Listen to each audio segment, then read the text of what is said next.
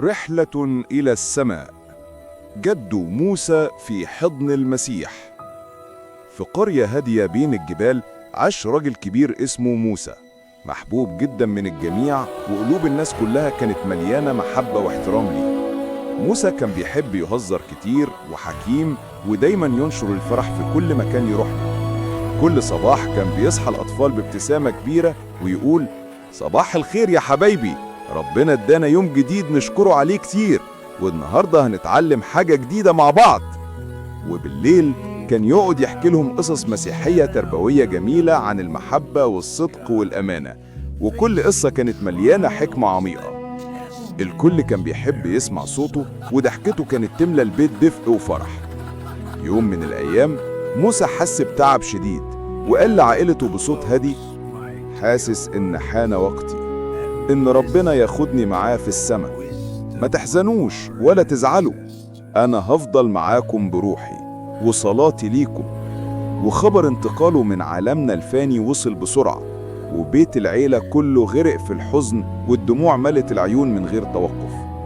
الأطفال كانوا بيبكوا وبيشعروا بفقدان سندهم وحبيبهم، والأم والأب مش قادرين يتصوروا الحياة من غيره.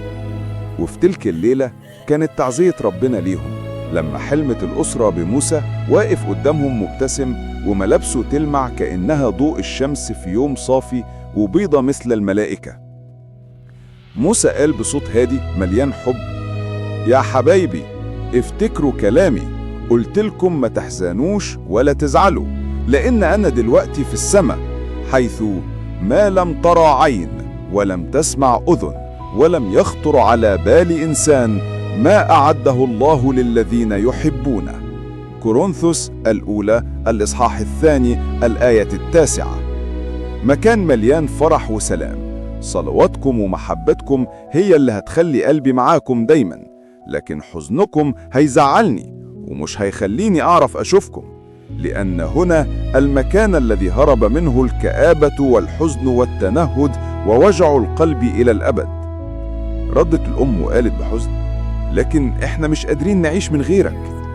موسى اقترب وقال: أنا هفضل أسمع صلواتكم وهفضل جنبكم في كل لحظة، بس بشرط تكونوا دايما فرحانين، وفي كل مرة تصلوا لي، وفي كل مرة تتذكروني حتى بابتسامة، هكون موجود معاكم.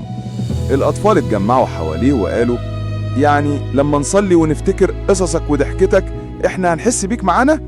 موسى ابتسم وقال: بالضبط، المحبة اللي زرعتها في قلوبكم عمرها ما تموت، ربنا هيملأ حياتكم بيها. الأم ركزت في كلامه وبدأ قلبها يهدى.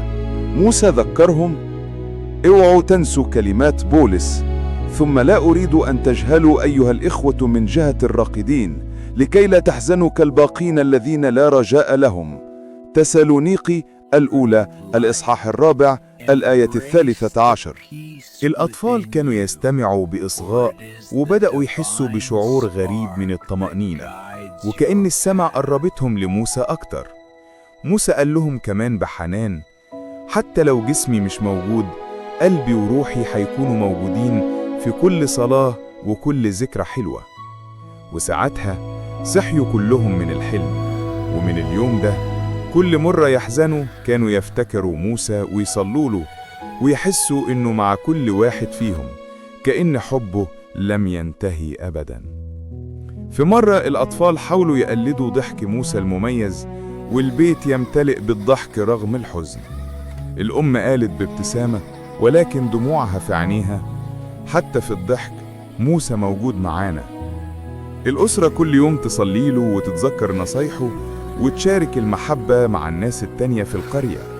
الأطفال كبروا وهم محافظين على القيم اللي اتعلموها منه: الصدق، الأمانة، المحبة، الرحمة. ومع مرور الوقت كل مرة يحزنوا فيها كانوا يحسوا بالسلام الداخلي، كأن موسى فعلا موجود جنبهم. كلنا فقدنا أحباء لينا، والحزن طبيعي، لكن الرب معانا دايما، واللي محلوا من عالمنا مش بعيدين، لكن هم معانا بالروح والمحبة والصلاة.